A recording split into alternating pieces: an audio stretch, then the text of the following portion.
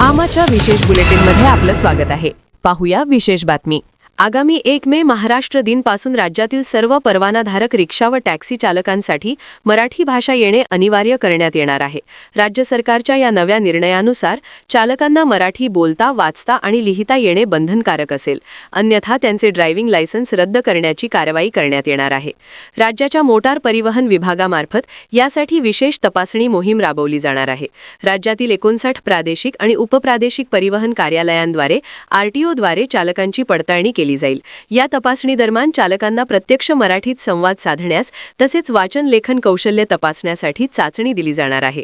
परिवहन मंत्री प्रताप सरनाईक यांनी स्पष्ट केले की रिक्षा व टॅक्सी परवाना देताना स्थानिक भाषेचे ज्ञान असणे हा नियम आधीपासून अस्तित्वात आहे. मात्र विशेषतः मुंबई, नागपूर आणि छत्रपती संभाजीनगर या शहरांमध्ये अनेक चालकांना मराठीत संवाद साधता येत नसल्याच्या तक्रारी मोठ्या प्रमाणात मिळाल्या आहेत. काही चालक जाणीवपूर्वक मराठी बोलण्याचे टाळतात असेही निदर्शनास आले आहे. सरनाईक यांनी पुढे सांगितले की ज्या राज्यात आपण व्यवसाय करतो त्या राज्याच्या भाषेचा आदर करणे प्रत्येकाचे कर्तव्य आहे.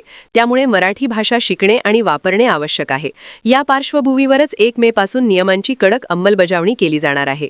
नियमांचे उल्लंघन करणाऱ्या चालकांवर थेट परवाना रद्द करण्याची कारवाई होणार असून चुकीच्या पद्धतीने परवाने मंजूर करणाऱ्या परिवहन अधिकाऱ्यांवरही कठोर कारवाई केली जाईल असा इशाराही देण्यात आला आहे.